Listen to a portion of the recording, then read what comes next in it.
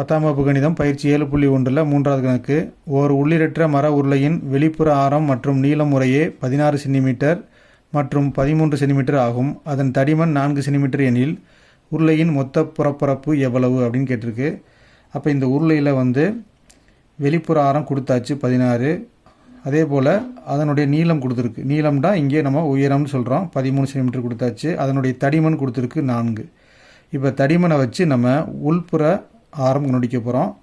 அப்போ உள்ள ஆரம் ஸ்மால் ஆர் ஈக்குவல் டு இந்த வெளியாரம் இங்கேருந்து இங்கே உள்ள ஃபுல் லென்த்துலேருந்து இந்த தடிமன் லென்த்தை கழிச்சிட்டோம் அப்படின்னா நமக்கு உள்ளாரம் கிடச்சிரும். அப்போ 16லேருந்து 4 கழிச்சா 12. இதுதான் உள்ளாரம் ஸ்மால் ஆர்.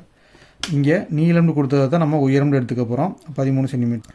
இப்போ உங்களுக்கு தெரியும் ஒரு உள்ளிடற்ற உருளையின் மொத்த புறப்பரப்புக்கான formula 2 × r + r × r - r + h சதுர அலகு.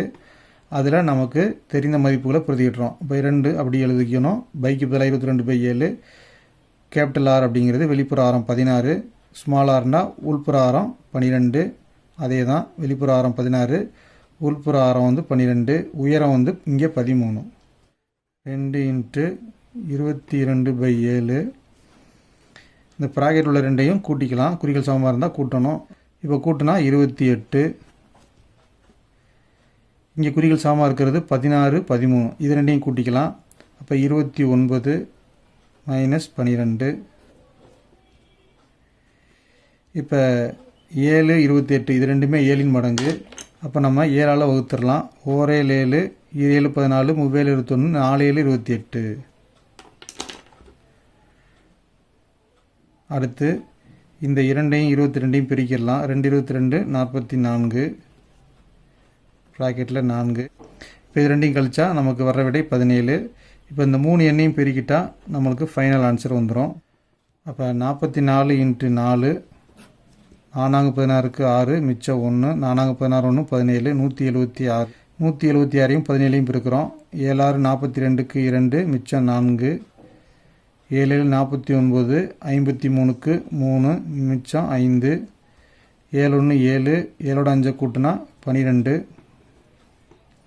1 வச்சு பிறகுனா அதே தான் வரும். 1 6, 1 7, 1 1 கூட்டினா 2, 9 9, 1 1 கூட்டினா 2. அப்போ விடை 2992 சென்டிமீட்டர் ஸ்கொயர் அல்லது சதுர சென்டிமீட்டர்னு போடலாம். அடுத்து 4வது கணக்கு. PQR என்ற செங்கோண முக்கோணத்தில் QR = 16 சென்டிமீட்டர், PR = 20 சென்டிமீட்டர் மற்றும் கோணம் Q = 90 டிகிரி ஆகும். QR மற்றும் PQவை மைய அச்சுகளாக கொண்டு சுழற்றும் போது உருவாகும் கூம்புகளின் வலைபரப்புகளை ஒப்பிடுக அப்படின்னு கொடுத்துருக்கு. அப்போ இங்கே QR 16ன்னு கொடுத்துருக்கு.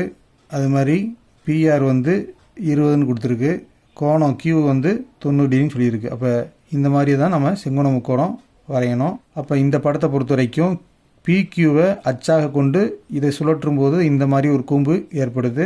இப்போ இந்த கூம்பின் ஆரம் என்னன்னு பார்த்தீங்கன்னா இதுதான் ஆரம். அப்போ R = 16, சாயுரம் L 20ன்னு கொடுத்துருக்கு. இப்போ அதை வச்சு நம்ம இதனுடைய வலைபரப்பு கண்டுபிடிக்க போகிறோம். கூம்பின் வலைபரப்பு /RL அதை பிரதிட்டோம் அப்படின்னா நமக்கு எதுவுமே கேன்சல் ஆகாது. அதனால் தொகுதியில் உள்ளதை அப்படி பெருக்கிடுறோம். 7040. இப்போ பகுதியில் உள்ள 7 வகுத்தோம் அப்படின்னா நமக்கு கிடைக்கிறது 7 சென்டிமீட்டர் ஸ்கொயர். இப்போ அடுத்த கேள்வி என்ன அப்படின்னா QRஐ அச்சாக வைத்து சுழற்றும் போது ஏற்படக்கூடிய கூம்பின் வலைபரப்பு என்னன்னு கேட்டிருக்கு. அப்போ இங்கே இருந்த 16 இங்கே போயிடும். ஏன்னா QRத்தை நம்ம அச்சா வைக்கிறோம். அதனால் QR மேலே வந்துடும். அப்போ இது ஆரமாக இருந்தது, இப்போ உயரமாக ஆகிடுச்சு. ஏற்கனவே ஆரமாக இருந்தது, இங்கே உயரமாக ஆயிடுச்சு. இப்போ ஆரம் நமக்கு தெரியாது. ஆரம் இருந்தால் தான் இந்த /RLங்கிற ஃபார்முலா யூஸ் பண்ண முடியும். அதனால் ஃபஸ்ட்டு ஆரம் கண்டுபிடிக்க போகிறோம். ஆரம் கண்டுபிடிக்கிறதுக்கு நம்மக்கிட்ட ஒரு ஃபார்முலா இருக்குது. L² = h² + r². இந்த ரிலேஷனில் நமக்கு Lன்னா 20ன்னு தெரியும். அப்போ 20², ஹெச்னா 16ன்னு தெரியும். அப்போ 16², 6 தான் கண்டுபிடிக்க போகிறோம் ஆரம். அப்போ இதை ஸ்கொயர் பண்ணால் 400, இதை ஸ்கொயர் பண்ணால் 256, இதை கழிச்சிட்டோம் அப்படின்னா 144. இந்த ஸ்கொயரை நம்ம சரி கொண்டு வந்துட்டா ஸ்கொயர் ரூட் ஆயிரும். அப்போ 144 வர்க்க எண் தான் அது. 144 வர்க்க எண். அதை பிரித்தோம் அப்படின்னா 12 144. அப்போ ஒரு 12 வெளியெடுத்துட்டா அதுதான் அதனுடைய வர்க்க மூலம். அப்போ R = 12 கிடைக்குது. இந்த ஃபார்முலாவில் ஆருக்கு பதிலாக 12 போடுறோம், எல்லுக்கு பதிலாக 20 போடுறோம். அப்போ தொகுதியை பெருக்கணும் அப்படின்னா 5280, இதை 7ஆல் வகுத்தா 754.2 cm². இப்போ இந்த ரெண்டு பரப்பையும் நீங்கள் ஒப்பீடு செஞ்சு பார்த்தீங்க அப்படின்னா கியூஆரின் பரப்பை விட இந்த பிக்யூவின் பரப்பு அதிகமாக இருக்குது. அதைத்தான் நம்ம இங்கே எழுதி காட்டியிருக்கோம்.